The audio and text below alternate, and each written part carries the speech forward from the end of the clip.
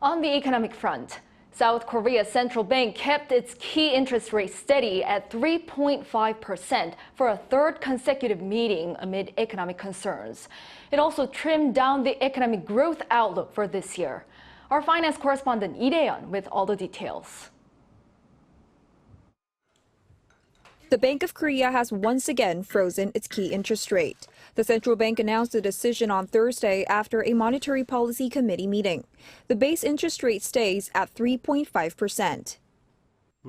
Inflation is slowing down, but it's expected to stay above the target level for a while, so we have decided to keep our tightened monetary policy.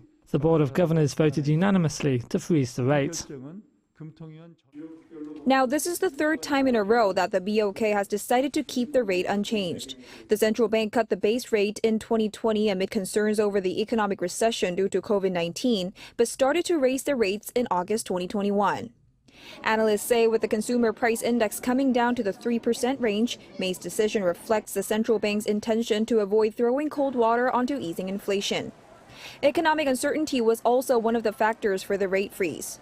Amid sluggish exports, South Korea's real GDP for the first quarter of this year expanded slightly, just 0.3% from the previous quarter, barely avoiding negative growth. The country's current account balance in March too narrowly avoided a deficit for 3 consecutive months, while the trade balance remained in the red last month for the 14th month in a row. After the monetary policy meeting, the Bank of Korea also cut this year's economic growth rate from 1.6% to 1.4%, considering the sluggish recovery of the IT and chip sector and the weak impact of China's reopening. The consumer price index is expected to be at 3.5%.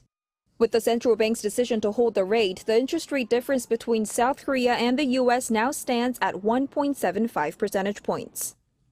The most worrying part about this hugely widened gap is an outflow of capital and the weakening of the Korean won.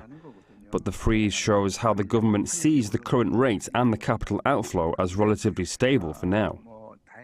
Meanwhile, BOK's Governor Lee Chang-yong says there is still a chance for base rates to go up in the near future, but the market sees things a bit differently. Following the rate freeze, the market widely expects that the rate hikes to end at this point, at least for now, and rate cuts could possibly come in the second half of this year. Lee Rae-hyun, Arirang News.